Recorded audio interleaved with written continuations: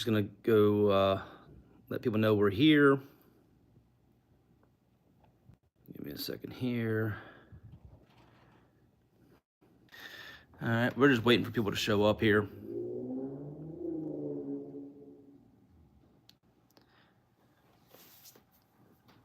So, started a little earlier. We're gonna wait for people to show up. Been sharing it, so once that gets started, we'll go over some basics and everything else of some duct work and everything. So,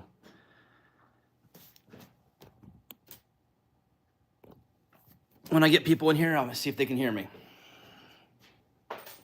In the meantime, I'm gonna do a little finish straightening up before we start. Because some people don't know how to keep stuff cleaned when they use somebody else's space.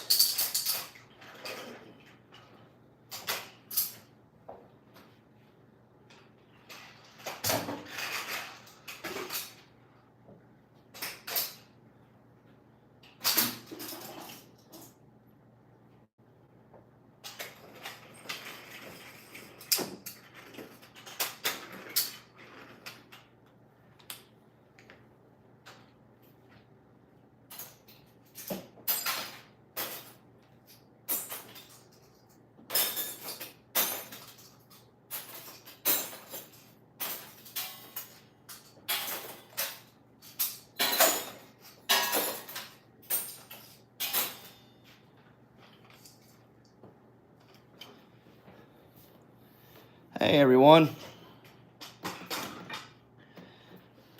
See here. Hello. Sorry, I'm doing a little straightening up. Someone been using the sheet metal shop and got some metal stuff all over the floor, so had to organize and clean up. But let me go grab a chair because I'm gonna sit here and talk a little bit and do some show and tell before we get into making some stuff.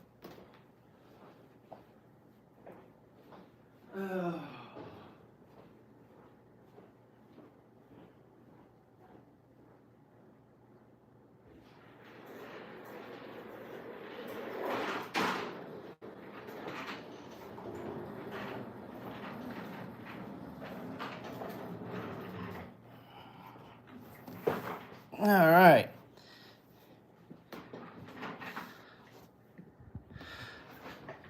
What's up, Jen? We'll try and keep the pictures that are on the other wall out of the background. Mr. Dozier, this is for learning how to do ductwork basics. This is not a Pokemon channel.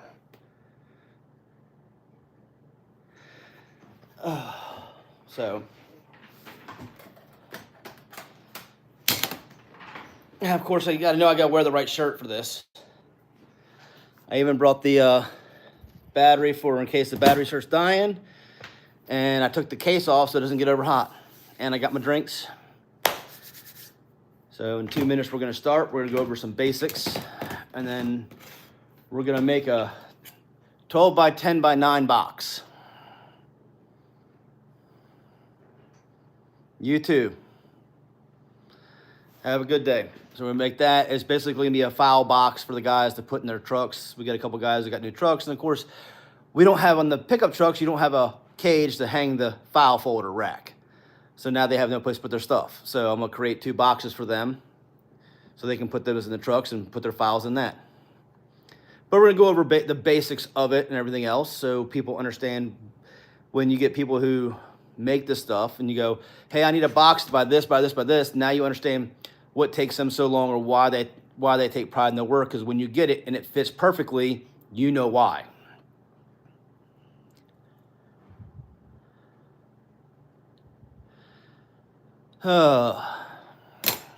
So yeah. I should be sponsored by Mountain Dew, the energy drink of champions.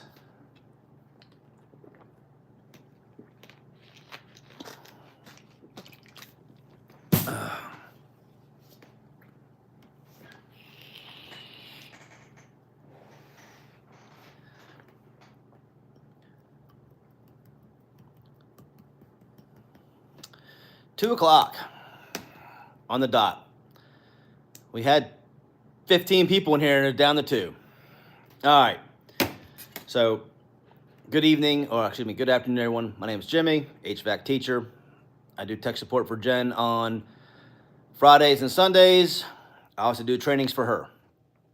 And I hope you all enjoyed the videos that we did on low voltage.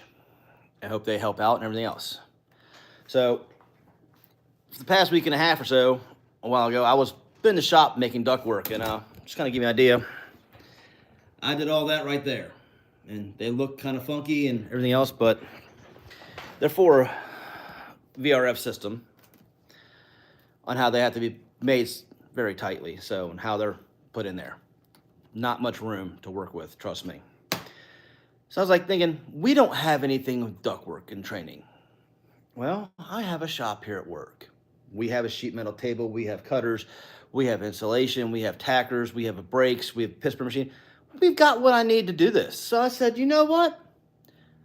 I'm gonna do a sheet metal class. So welcome to the first HVA-Chicks sheet metal class basics. I'm gonna do the basics just to give you understanding. I'm also gonna do a duct design class from the normal room at the house and show you how to use a ductulator and everything else.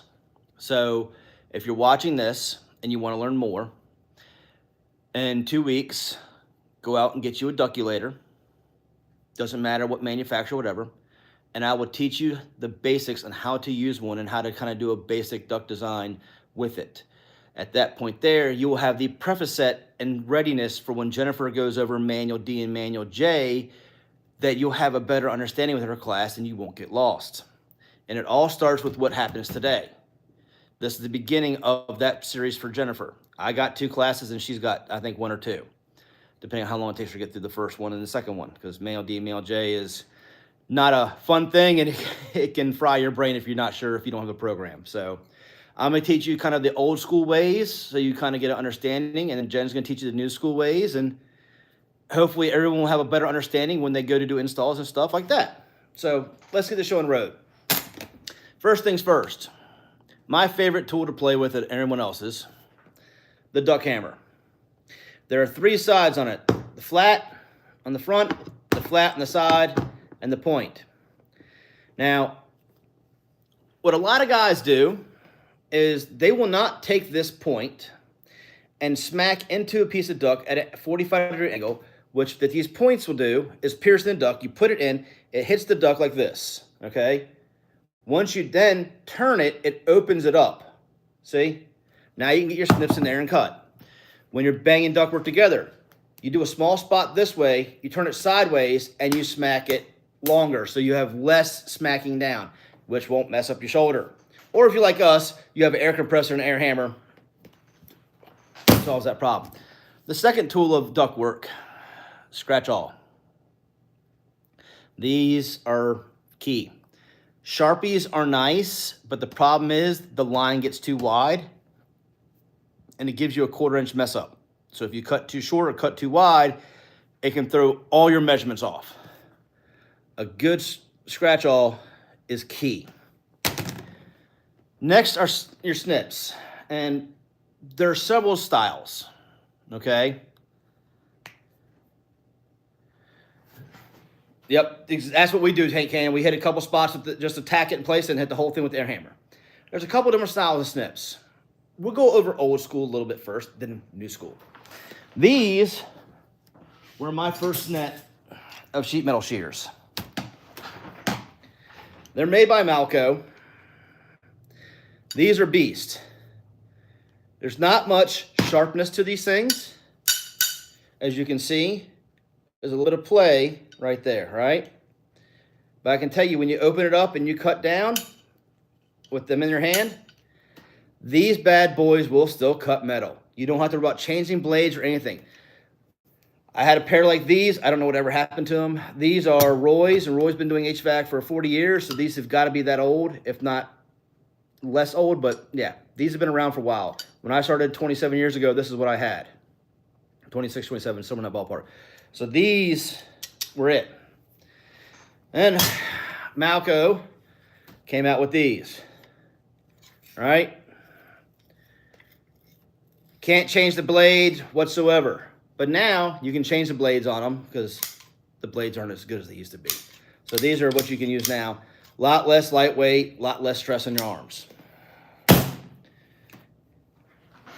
Next, let's see, they're still over here, they get moved back. Yep, they're still here.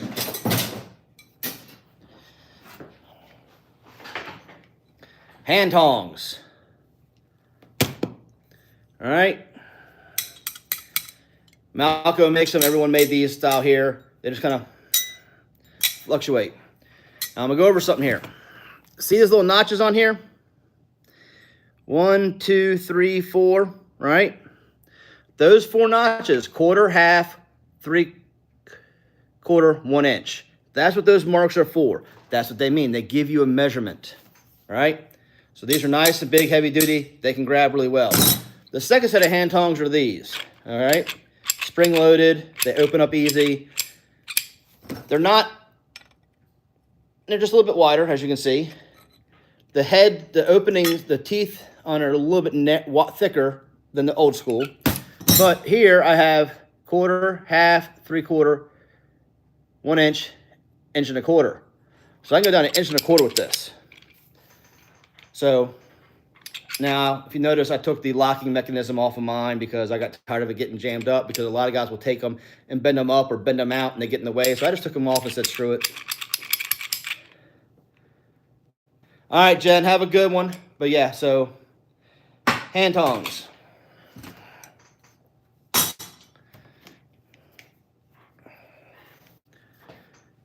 And anyone tell me what this is? If you're doing new construction, this is key, okay?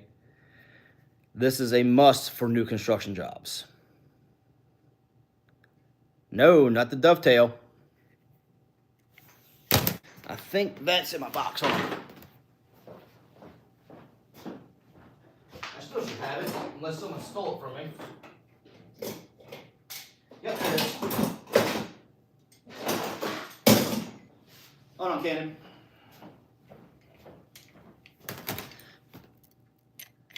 That's your dovetail. They look the same. Blue handle, green handle. Totally different. They do different things.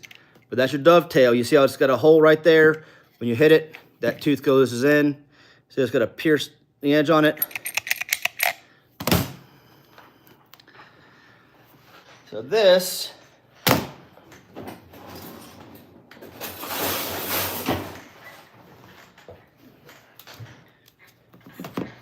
if you're putting up supply boots, 4x10, whatever metal boots, and you have boot plates, this, ready? Heard that click? Let go. You see that? What it does is it creates a little bump right there. You can see that. So it mends the 2 pieces of metal together so you don't have to worry about taping or screwing. So I can take 2 pieces of metal. You see, we got bend, right? So it should naturally spring back out. Put this on, crimp, and it still does it. You can see I've gone through both of them. All right, this is so when you take that boot, and you put it in that boot plate right there, you get that lip of 3 pieces of metal. That's what this is for. You take, and then you can just kind of go down it.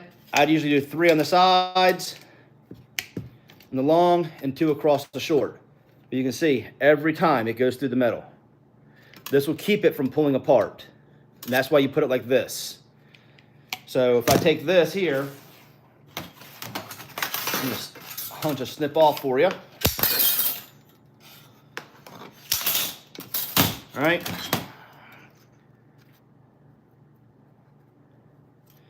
And let me fold this over about a 1/2 inch.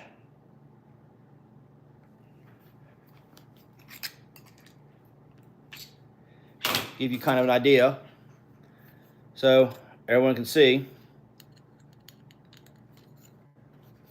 And yes, I am not wearing gloves because I like to be able to feel the metal when I'm working with it. Gloves, I feel like I lose slip.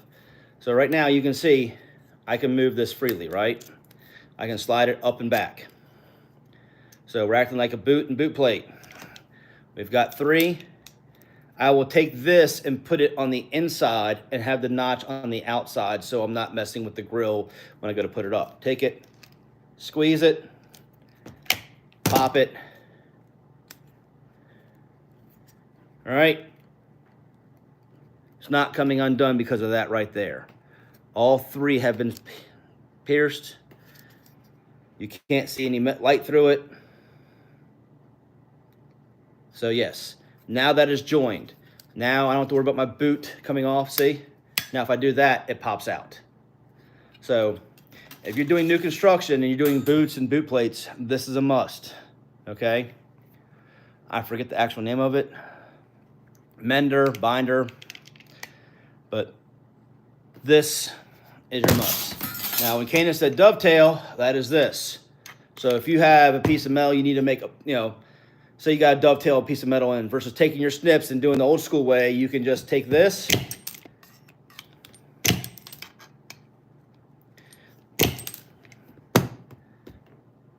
and boom. Now you have your dovetails. Simple, easy, to the point. And be courteous and kind. Don't leave these little triangle pieces of metal all over your work area or something like that. Clean them up. We're not electricians.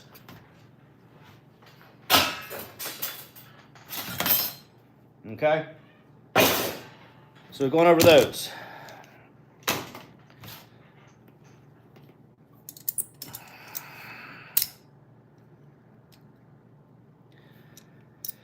Compass. If we use the compasses in elementary school and middle school, we learned how to use them. One side had a pencil, the other side had a point. We always take it, try to stab each other with them. Well, at least we did back then. I think y'all new kids have these little plastic thingies. Don't even have them anymore. But here's your compass, right? Say you want to go and make a circle that's 10 inches wide. Well, take this, set it for 5 inches. Why 5? Well, because one point's going to the center and the other's going to scratch around.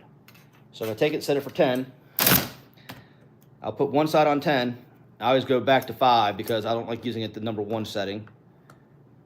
All right. I'm going to pull you around so you can see. 10 and 5.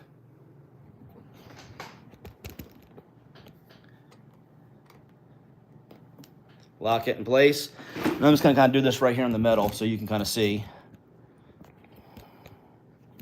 Back it up here so you can kind of see right here. So right here, right? What I normally do is I would take my hammer or something, kind of tap that in so I knew that a little bit wouldn't spin, and just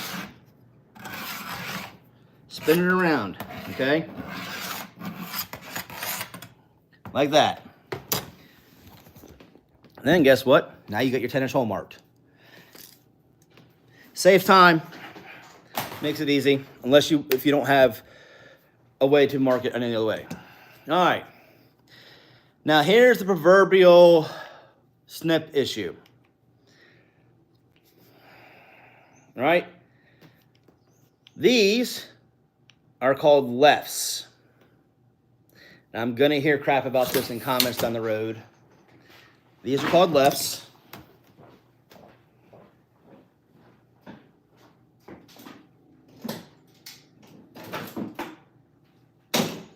I thought I had another pair over there.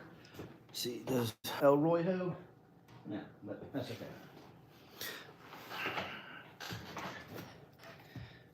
These are called lefts, okay? These are called rights. Now, in our industry, we rename stuff a lot, okay? We have relabeled these as rights because we put these in our right hand, and relabeled these as lefts because we put these in our left hand, okay?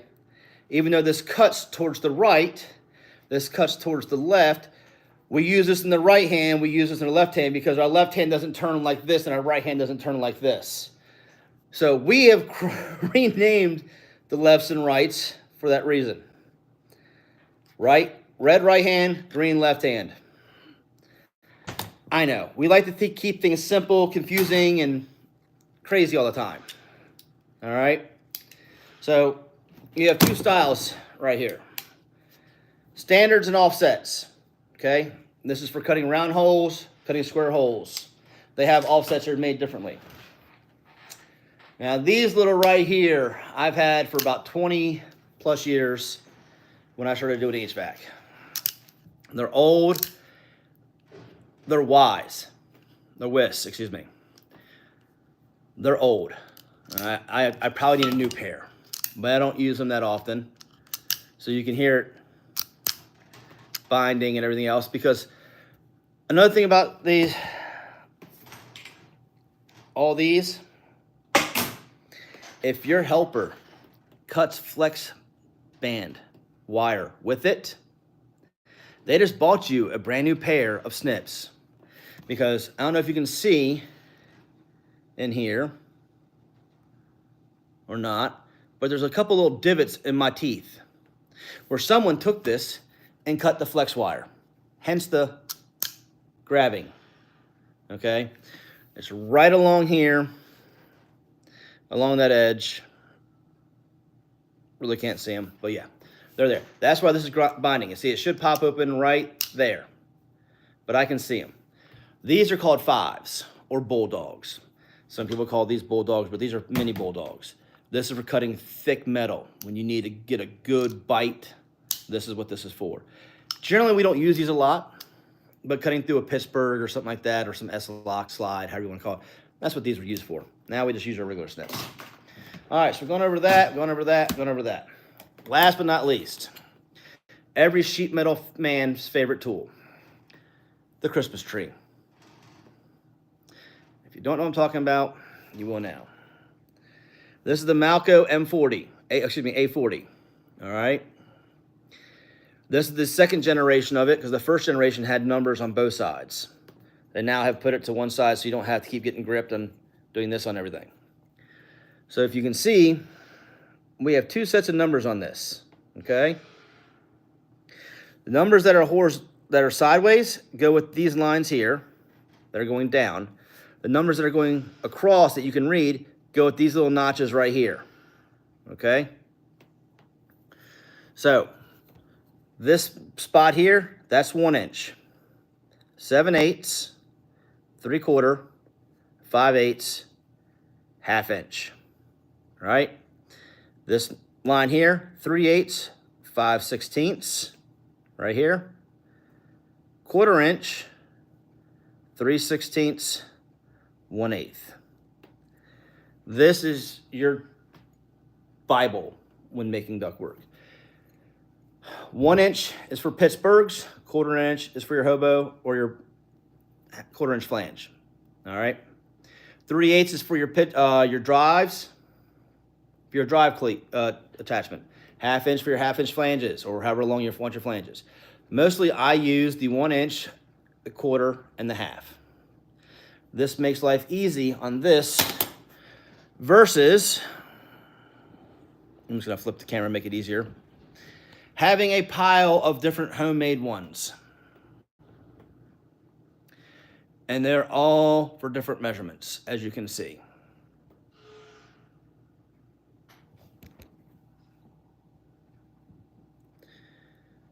Not sure what you're talking about with the link.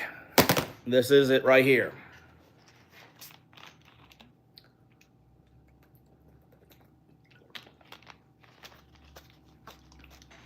So, and of course, nothing's not good without a good flat ruler. Some guys use T-squares. Flat rulers are great for making your long measurements. And then, to get the tool in any of your HVAC supply houses. That does sheet metal in your regular square. So, with that being said, we're going to start. Like I said, I'm making a couple boxes for the couple guys. I got 2 pieces of sheet metal here on the table. so we can use them because they're scrap. I just need to see which one is which one's longer.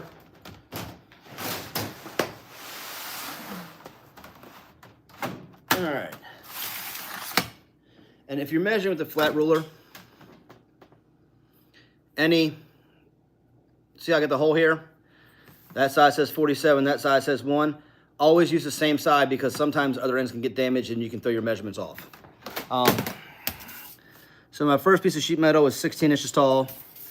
My second one is 14.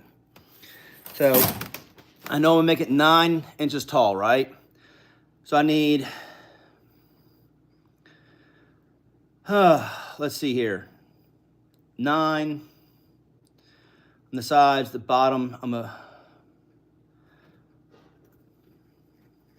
have to build it in 3 pieces because our Pittsburgh machine doesn't do very well with the crossover Pittsburgh. So we're gonna build the side pieces first. All right. Now I'm just gonna take the phone and kind of flip you around and kind of face y'all like this. You can kind of see.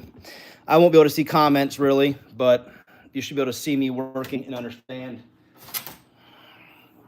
what I'm doing. I'm gonna try and get up here and see if you can see everything with the where the camera is. So give me a second. Alrighty. All right. Back you up that way a little bit. There we go. Should be able to see all that. So first thing I want to do is, there it is. I know this side here is going to be my top. I'm going to go side, bottom, side. This is my top. So I want to mark my 1/2 inch. So I'm going to mark everything, and just after I mark it, I'll bring it over and show it to you. All right. There's my 1/2 inch. I know this side's going to have a Pittsburgh on it, so I'm going to take my 1 inch.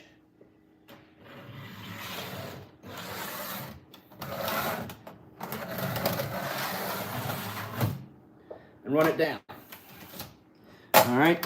So now, bring you over so you can see. Here's our 1/2 inch. You can see the scribe mark. And here's our 1 inch. You can see the scribe mark going down. Okay. When you're trying to do precise measurements, having a Sharpie is not always the best. All right. So I got my 1/2 inch for my fold over. We're going 9 inches tall, right? So I mark my 9. From my 9, we're going 10 deep. So front to back's gonna be 10 inches. And we're gonna go back up 9. All right? And I gotta go 1/2. So I mark 9 1/2. So now I've got those marks. I'll take this and I'll show you the scratch all marks here. So you can kind of see right there at the camera, you kind of have to get the right angle. But yeah, there's my scratch all mark. There's my scratch all mark. There's my mark. So I'm getting a very precise measurement on this. So now I'll take my square. I know I need 9 1/2 right here. So I'm gonna just go right here, not touch that side there. Set this up, make sure I'm square. Now I'm just gonna mark my 9 1/2. All right?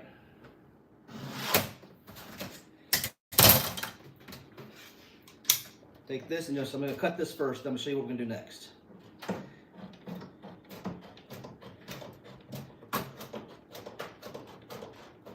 Nice precise line, nice precise cut.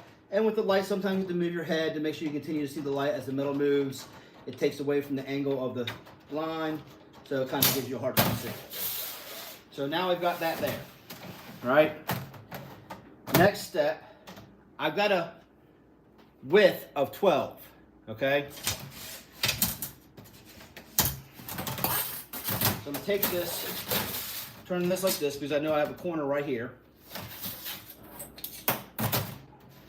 Make sure I know I'm in your angle side here.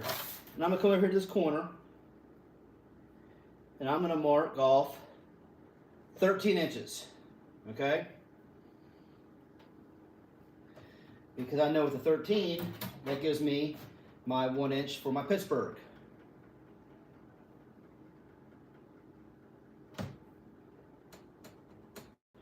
All right. So that total measurement should be 14 inches. I need a little extra 1/2 inch scribe. Take that and kind of set that in place. So now, as everyone can see,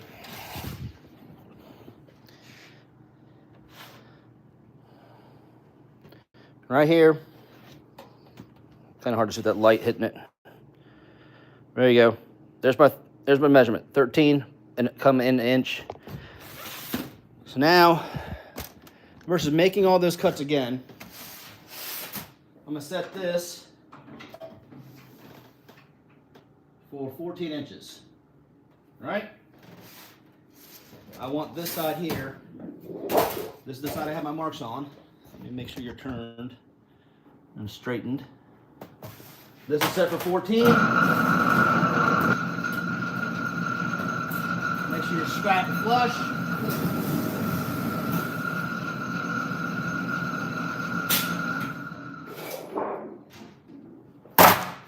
And voila, we are now at 14 inches.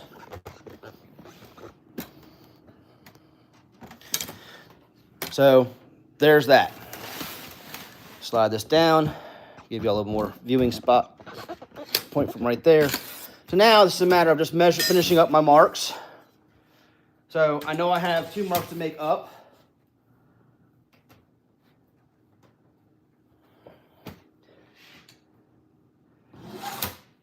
One.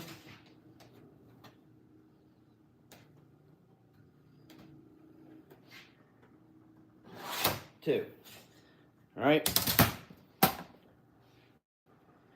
And just before you go cut and measuring, we've already cut, but we're just gonna double check the measurements one more time. So we got 9 inches,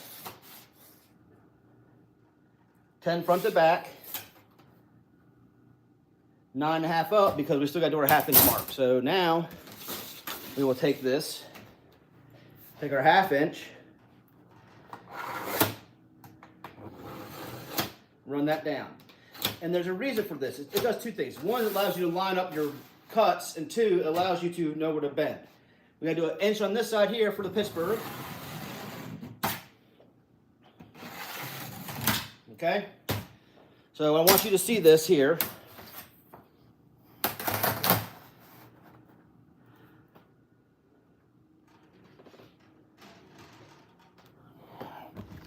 I don't know if you can see this or whatnot, but you can kind of see the line on the right, line on the left, and we're at 12. So when I make that Pittsburgh, that's going to take this metal and fold it into 1, 2, 3 ways. And it's going to be folded over. Same with that side. Yes, measure 1, cut twice, yes. All right, so now that we have that all laid out, take your snips. A lot of people do the cutting of these joints a lot of different ways. Me personally, the angle ones, this right here, I will, as you can see, I'm kind of 45 at the point, and come on the other side and 45 at the point. So you should have a cut like this on your corners.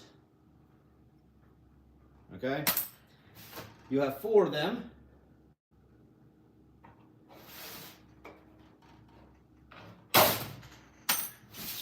Like I said, clean up after yourself. Don't leave the place a mess.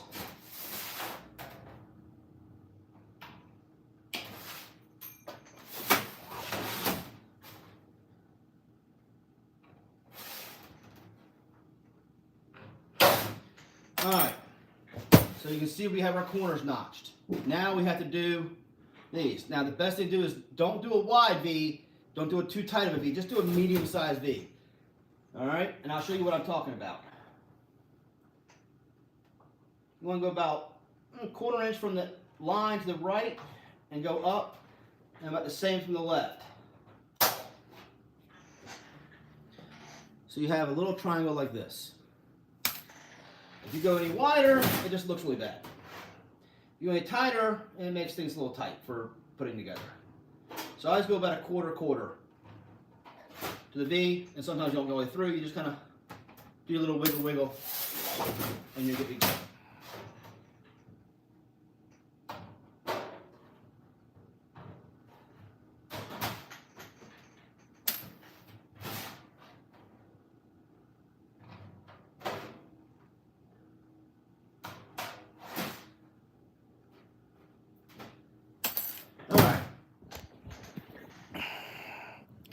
Hello, Santos.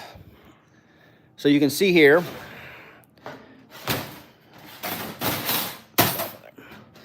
we have our notches. You can see our lines. Oops. You can see how that's a 45 on those ends there. And you see, like I said, about a 1/4 inch off that center line. I am doing a basic class on sheet metal. Next, Pittsburgh machine. So we're gonna run this through, and I'm just gonna hold the phone while we do this because it's easier. It's gonna get a little noisy for a second, y'all. So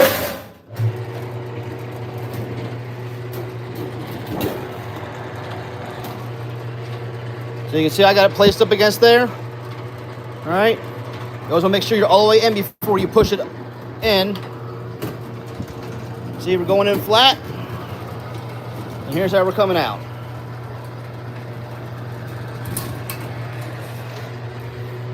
Now we're a little more rigid. I can do it one-handed like this. So you see I keep it up flat up against there, push it in. I keep my hand on it to keep it forced just in case it wants to kick it out.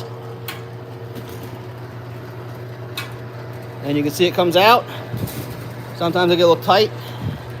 Give it a little tuggy tug. And boom.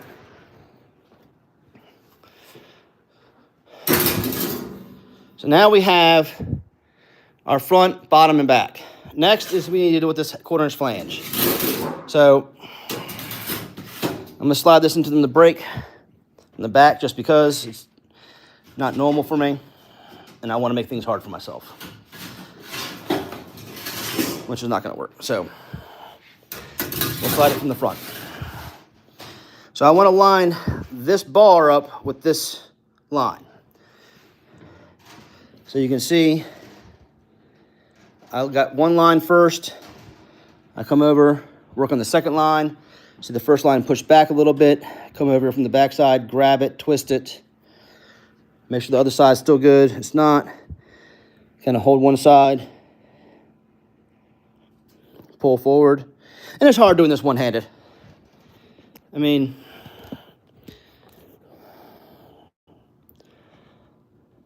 I can do it like this. There we go. So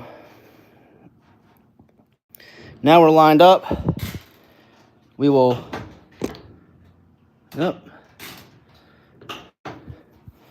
crimp down.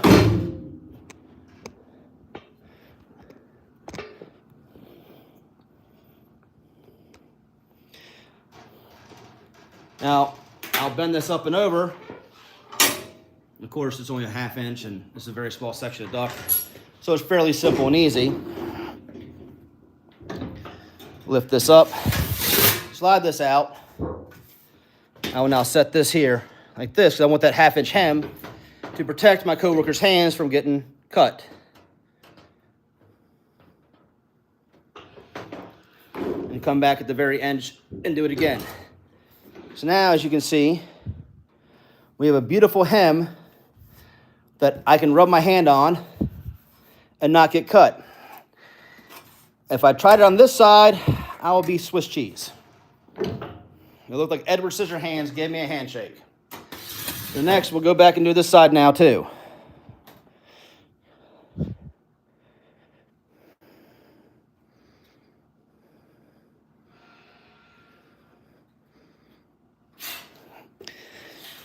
And it's always about getting precise with me. Any good sheet metal man, because they want their creation to work properly. This is an 8-foot brake. This thing's probably older than me.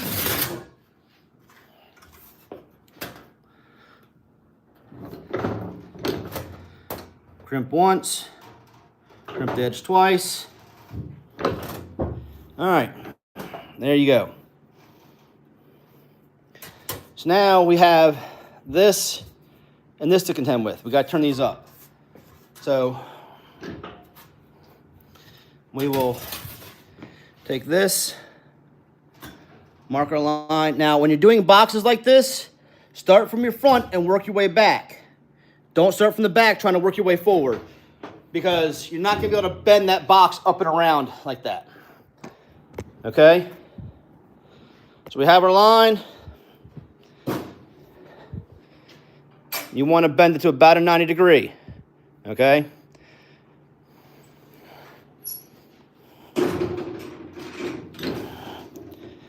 Pull it up.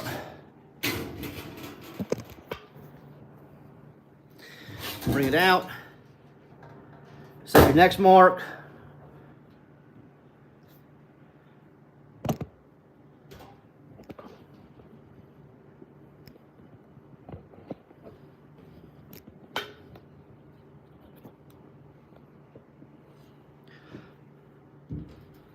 Sorry, as I'm moving the thing, it wants to fall.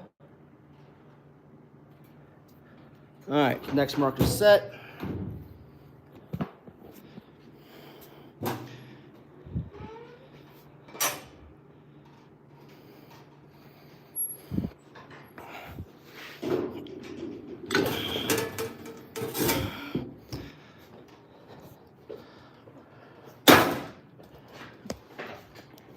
And voila. There is your front, back, and side. Okay?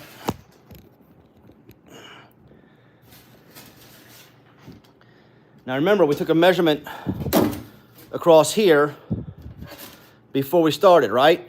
At the line was supposed to be 12 inches. So when you're measuring, you don't go from this point here. You go from the lip. All right?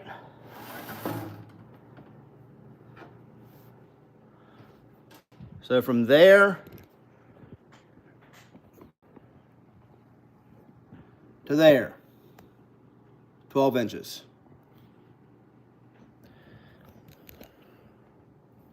Now, when you're doing this stuff, it's always good to measure twice before you start cutting and everything else.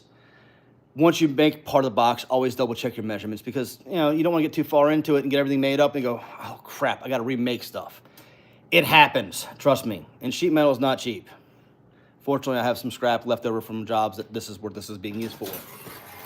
So, yes. Now, forgot about the posters in the back again. Yes, this is a sheet metal shop, and yes. So now I have this lovely box here.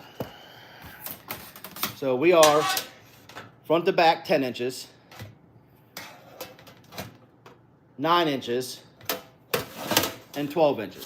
So now I need a piece of metal that's 9 inches, that's 10 inches left to right, all right, and 9 inches tall. I don't care about the left to right because I'm just putting end caps on here. So because I have a 1/2 inch flange on top and a 1/4 inch bottom, so I need this to be 9 3/4 this way, and this needs to be 10 here, but we need to have the 1/4 and 1/4, so it makes 10 1/2. So we need a 9 3/4 by 10 1/2, right? Simple and easy. So that's what we do. We cut 2 of them, not 1, 2, because we need both. So 10 1/2 plus 10 1/2 is what? 21. So I got my 2 marks. Take my square.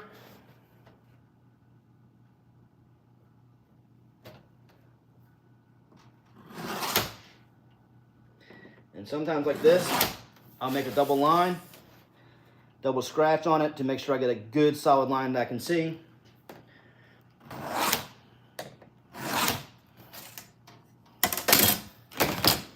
So now we've got our 10.5, which is the bottom.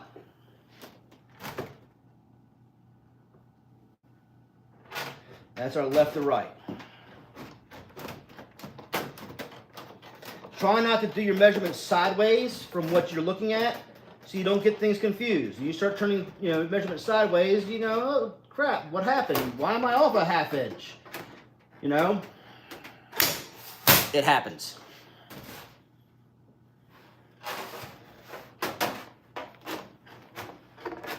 Now, a lot of guys will also use those metal auto shears, okay? Those are fine and dandy for field work or something like that. The problem is, you mark your line, you cut on the line, you're losing a ½ inch every time. You lose sheet metal, it becomes trash.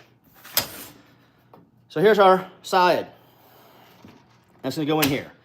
So I know I need to mark it up, but I also need to mark my height, which is 9 3/4. So I'm gonna come over here, set my ruler down,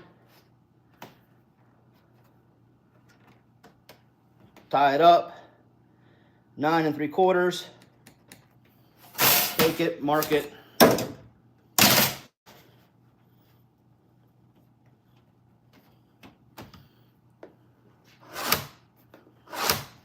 Scratch it.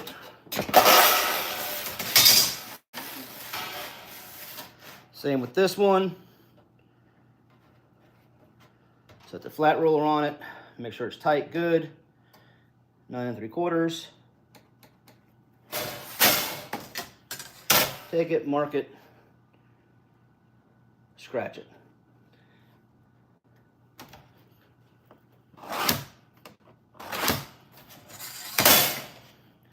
So now I got 2 small sections of trash.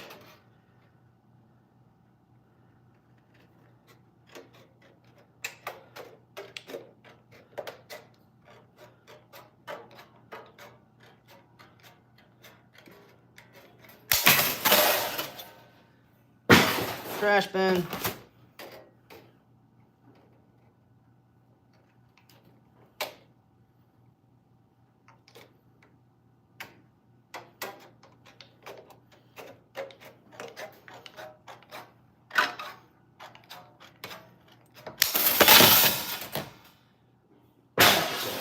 All right, we're gonna have a drink and a hit real quick for the vape.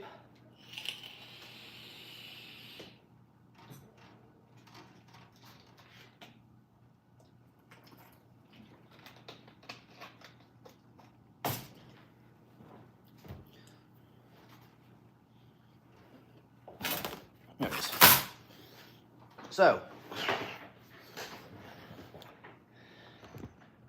now that we've got that part, we've got a square with no markings. It's like, crap, what do we have?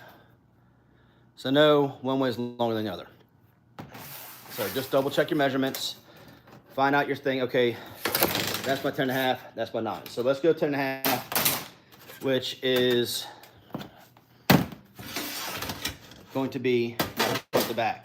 Confirm your measurement one more time. Yes, 10 inches.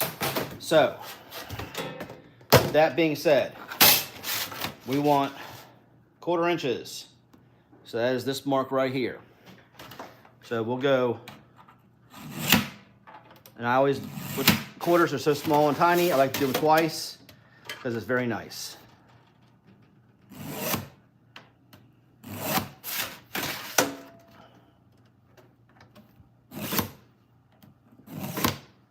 Now, I still have my half to go, right? Now I'll come up here, hit my half.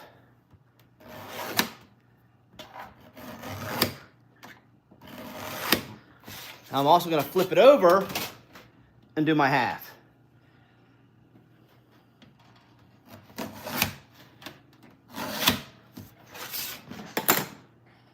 Because I wanna make sure this gets bent properly. Because with how everything is. Some people bend the ½ inch out, some people bend it in, I'm gonna bend it in, but this is just so I can make sure if I flip it over and go, wait, why am I only on one side? That makes sense to me. And I always do stuff that makes sense to you. And now you just take your notches out. Now, with the 1/4 1/2, you know, generally I don't go that wide, but I make it look like it's the same. So it looks nice and neat. So I still hit it at the 45 on what it is supposed to be.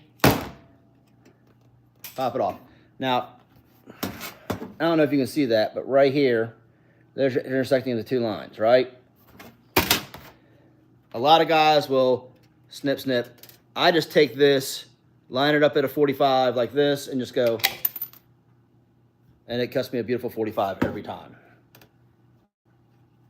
I'm on the money. Done. Versus doing double on that there.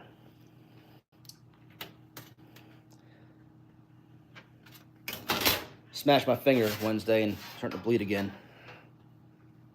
Hit it right at the knuckle, at the skin line of the nail. So now I have my mark. So guess what? One more to go. Double check our sizing, which way is which. All right, that's my 10 1/2. So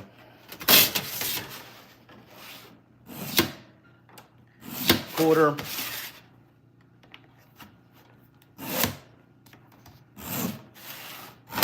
Quarter.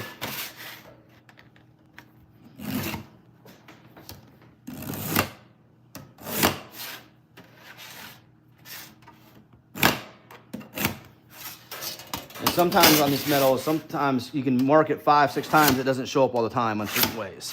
Don't ask me why metal does that, but it does.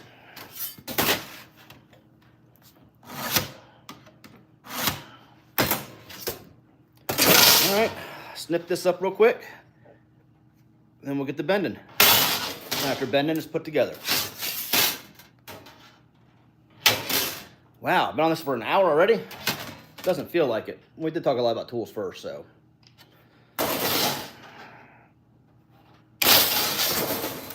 And guys, this, like I said, this is just a basic class to get you an idea of understanding of what happens. There's more stuff that you have to learn, like making transitions and stuff like that. It gets harder as you do stuff. You will be using math skills in this that we learned back in school, trig, calculus, all that stuff, algebra. Taking from this to add to that when you hit an angle. So like if I had an angle like this right here, right? Well, this is 10 1/2 inches, but when I cut an angle, what happens? It gets longer. So knowing that stuff there, you have to learn that, how to figure all that stuff out. So come with me and you won't be hopefully cutting your hand up with sheet metal.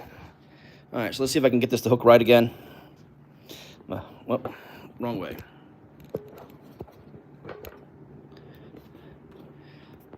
Flip you down, flip you over. Come on, flip. There we go.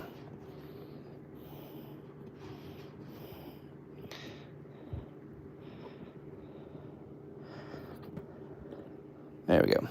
All right, so first thing I want to do is I want to do the 1/2 inch and bend that in out the way so it's not in my way. I go to bend this 1/4 inch, okay?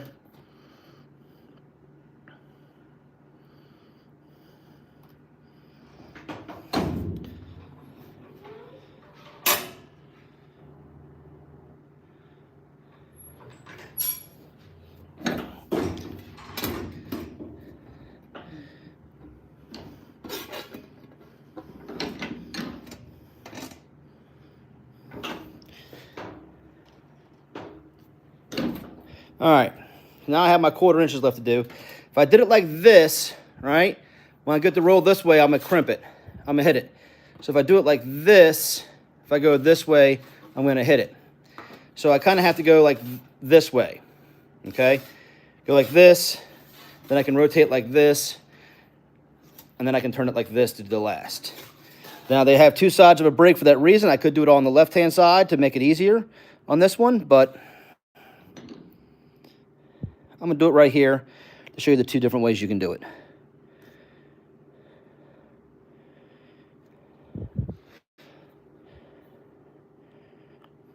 And all we want is a 90 bend on this, right?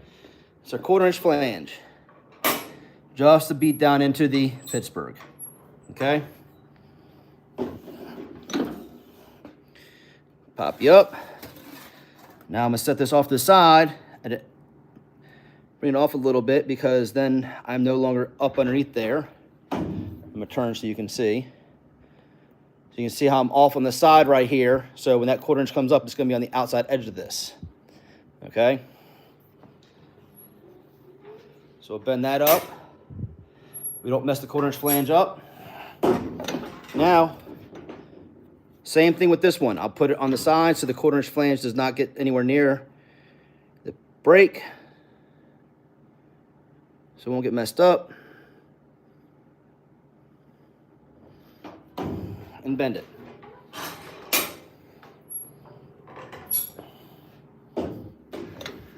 That's one. Yep, same thing. We're gonna do the 1/2 inch.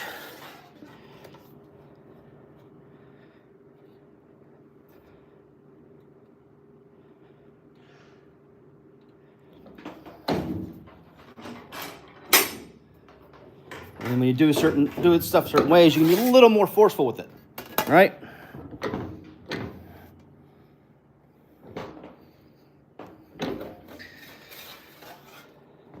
So if I bend this here, just like I did before,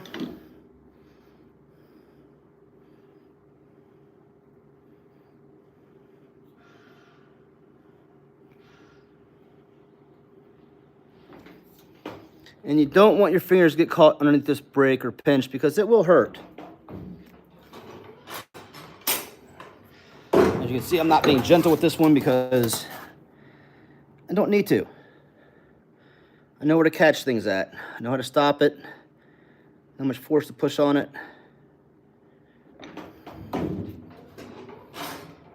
See? Stop it right at the 90. And last but not least, the last one.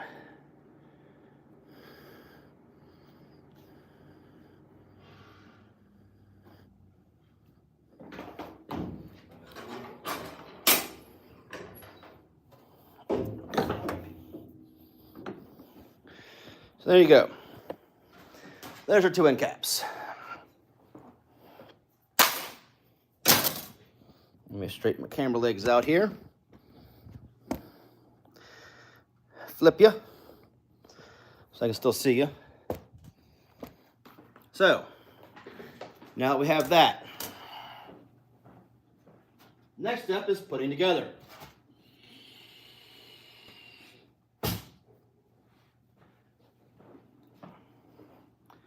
And that is where your duck hammer comes into play.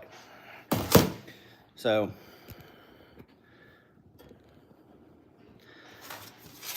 you can see, got a 1/4 inch, 1/2 inch, 1/4 inch on both of these. And you see this corner here? See how tight this is? There's no gap on it. Just take your fingers or your duck hammer, just kind of bow it out, give you a little bit of a gap, okay? A lot of guys with this big duck will take their duck hammers and just smack it with the end of the duck hammer. Same with the ends. Make sure all your getting is the ends are open so you can get your piece of metal in there, okay? There's that. So what I'm gonna do is I'm going to turn the mic off now because this is where it's gonna get loud, okay? So you're gonna have to just watch and see. So mic's going off, it'll come back on when I finish beating.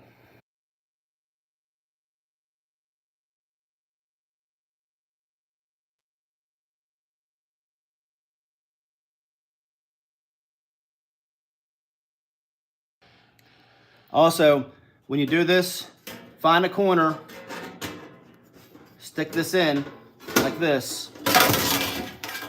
I forgot to pull that one out. Find your corner, stick this in there. It should slide in beautifully like that. If you made your measurements right, you should have to do a lot of beating. It looks like I'm not gonna have to on this right now.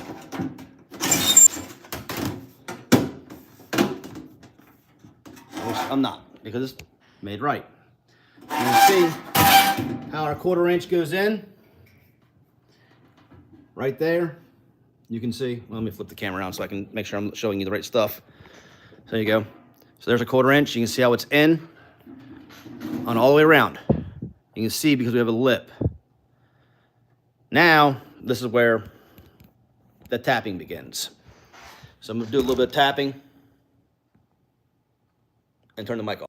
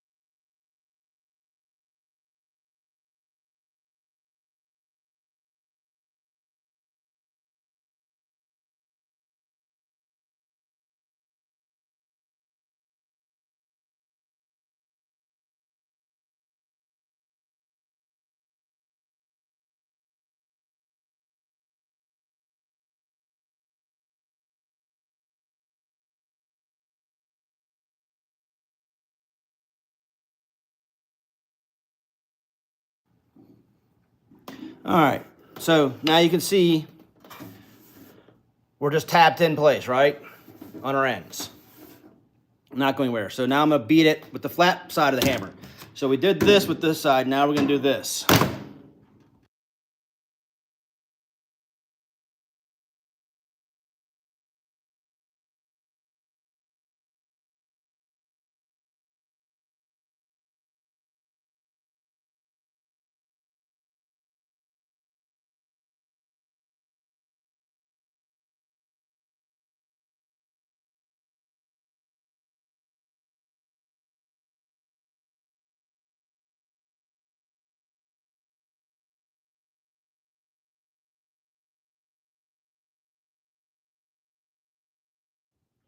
Voila. So as you can see, we now have a box. I'll probably just go back through and just retap a little bit because you can see a little bit of a gap. But there you go. There's a box. To show you how well this box works, set you down there for a second.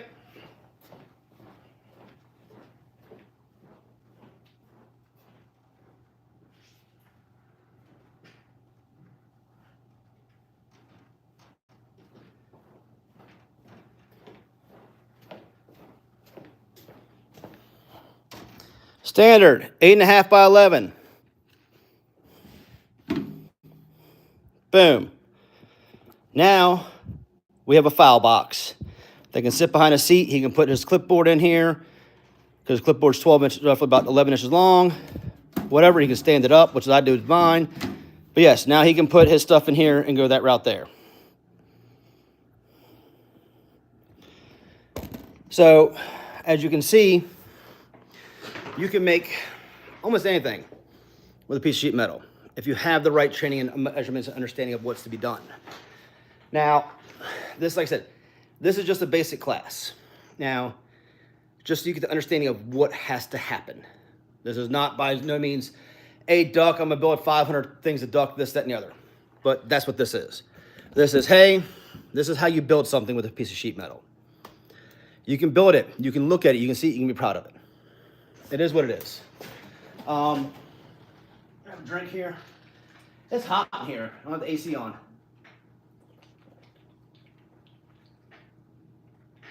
That's right. We don't have AC in here. That didn't work. I keep forgetting about those stupid pictures in the background. So, now, the next thing you have to understand is supplying duct work. Okay, supply and return duct. There's a thing called a cross break. Okay, and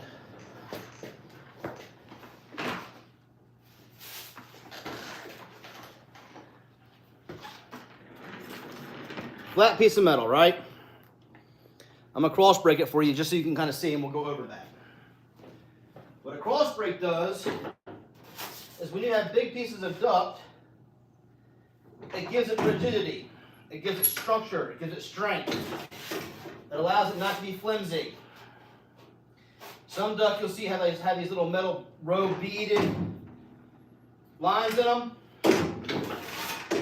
That's all fine and dandy, but they don't do squat. I don't care for them. That's cross break. Right? You can see how it's flattened and coned up.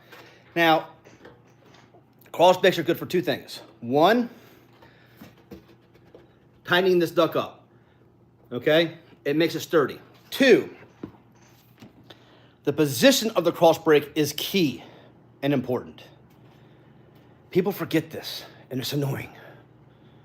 So please remember. I'm just messing. It is serious on where it goes. So if you have supply duct, you can see how that break is pointing up, right? Just like a tent piece.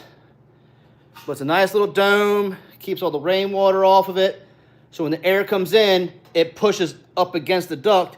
It's already bodged out. It's pushed out. It can't pop. And you get customers who get that complaint of, yeah, I hear my ductwork making a weird noise when the unit cuts on and off. And it's that boof, boof. That's because this was not done. And it's mainly on return because they'll do this. And what happens when the return comes on, it will take and suck this down, right? You heard that, right? Now listen. It will do that if it's long, big, weak duct. If you're using stuff like that, big piece of duct, and it's for return, take it and make the cross break internal. So now it catches the water, okay? So you can see we'll catch everything because we have a valley here. No more peak, we're in a valley. So now when the return comes on, it's gonna suck in the return duct. Well, if we're already bowed in, guess what? It can't make that popping noise. So if you're making ductwork or you're gonna start making ductwork for jobs and stuff and you're making a box for return or whatever, make sure if you're making a supply, you're having the rain come off, return, you're catching the rain, okay? Valley, point, all right? Supply points up, return points in. That's a key when making big pieces of duct, so you don't have that problem. Now, I'm gonna flip you around here just so you can kind of get an idea.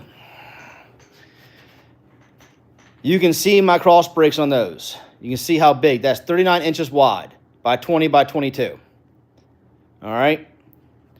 So this is going across the ceiling. That's going down the back wall. And you can see how it's kind of like an L shape on them. That's because the part that goes on the wall, the piece of duct's going to go inside. The unit's going to tap into the side of the duct. That one there is a little trickier because I got duct in the way, so I had to build around it. But you can see how that goes in there. So keep in mind, everything that you need starts off with a good ductwork system. This is the beginning, learning how to make it. It allows you to make whatever you need and everything else. Now, I can make boxes, I can make transitions, I can make stuff like that. There's a couple things I can't make. Radius elbows, where the ductwork is curved, the fitting's curved, or squared around. I have never learned how to do that. I'd love to, but no one's ever taught me. So yes, there are more people who are skilled at ductwork than me. They own companies that do nothing but ductwork.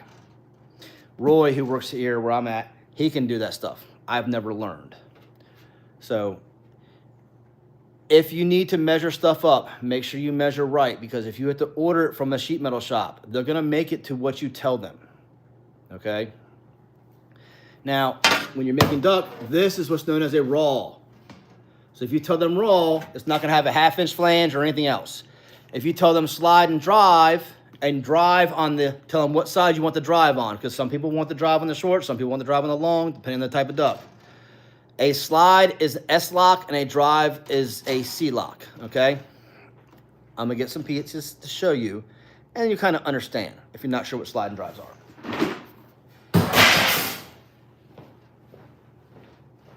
So we have a machine here that will actually make drives for us. But we have to buy the slide, or S-lock, whoever you are, wherever you're from, however you want to say it, okay? Your slide takes up 1 inch of measurement. So if you're sliding and driving, you need to make sure you add in for those measurements as well. And if you tell the person a 10 by 8 piece of duck, slide and drive at the finish, and you want it 20 inches long. So that piece of duck should be 20 total with the slide. Now, sure you can see this, right? Looks like the letter S. S-lock, slide, slide lock, however you want to call it. You get 2 pieces of metal or of duck. One goes like this. I'm just going to stick it on here so you can kind of see.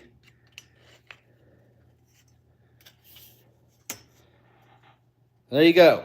You can see how it joins. You have your inside, you have your outside.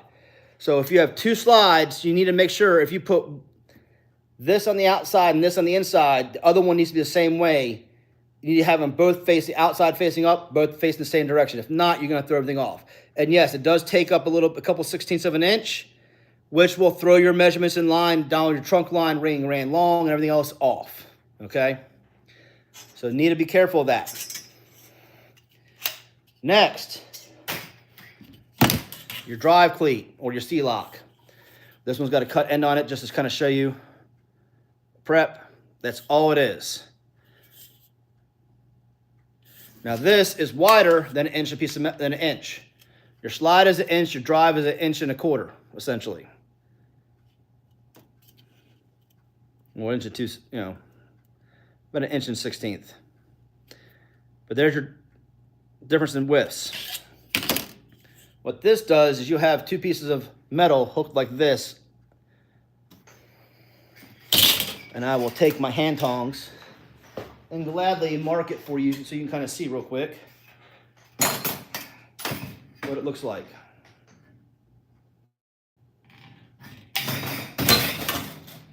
Cut that. Where's my 3/8? Right here, okay?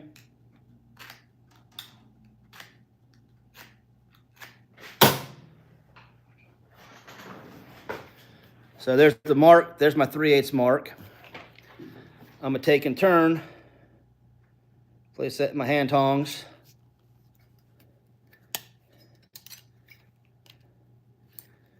All right, I'm just gonna kind of crimp it down just a hair to make it kind of tight, because you don't want that connection loose. Your drive cleat,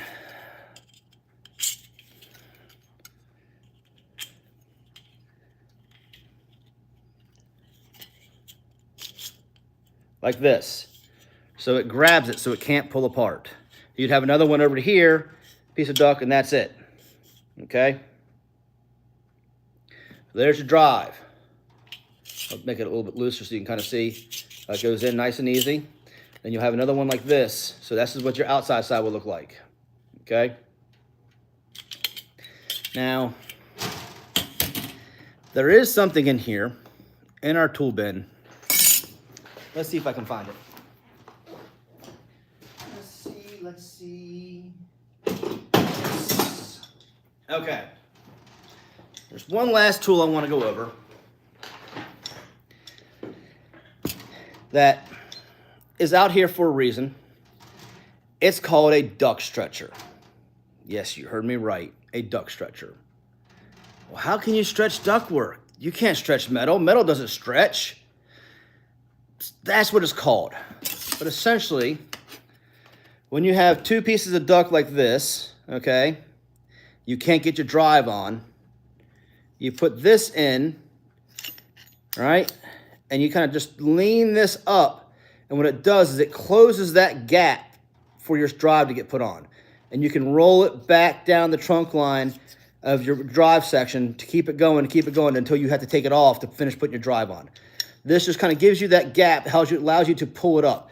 As you can see, it's offset, right? Malco products. I've had this for a long time, as you can see. It's been beat up.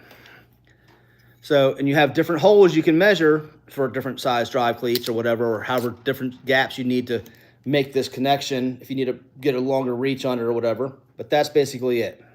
If you put it too close together, you're not going to be able to utilize this properly. So you have to kind of utilize it like that. So it gives you that leverage. This is a duct stretcher. Allows you to put drive duct together easier if you can't get your drive kit on there. Allows you to clinch up that setting. So when you're trying to put this on, versus it being sitting like this and just not catching, it'll pull this duct with all your extra might and pull it so you can catch it and slide it in place. And then everyone's different on how they do this. Some people leave the ears up and just open it up. Some people cut it to 45, whatever works for you. To each their own. How you do it is all you, boo-boo. I'm not going to tell you what way, one way is better than another. But I will tell you this. I have a duck hammer.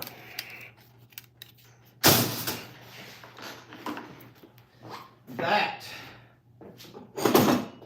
I've had since I came into this industry in September of '99. I let someone borrow and they stopped talking to me and I got it back from them. This is my original duck hammer.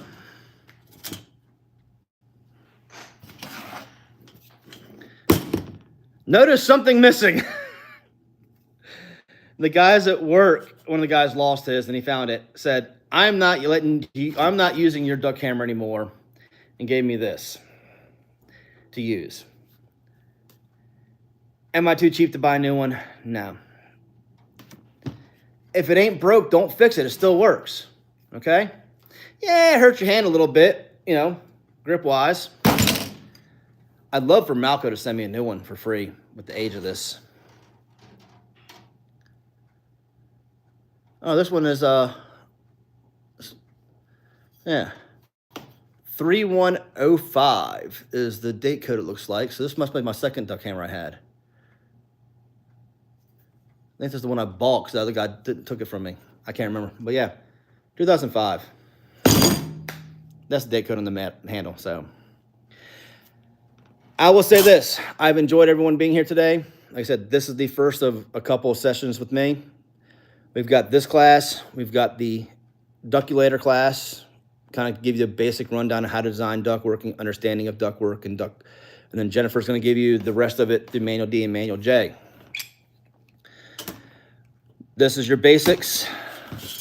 Next is your basics on duct design. If you want to see more ductwork classes or more stuff about ductwork, please hit me up on here. Hit me up on Chicks. Let me know what you want. We've asked for training. Jennifer, we got them all written down. I asked for what kind of training y'all want. We've got them written down. We're here to provide for you. So please, any questions, feel free to ask on messages. Let me know. I'll be happy to answer them. I'll be happy to make little videos showing you. 2 Saturdays from now, duculator class. So remember, if you don't know how to read a duculator, go out and buy a duculator, and we'll go over it in 2 weeks. Until then, everyone have a safe weekend. Enjoy. If you're on call, I know you're like me, you're starting to get hot. Drink plenty of water. If you're like in Jen, who's still getting snow, make sure you bundle up and stay warm. Take care, everyone. Have a good one.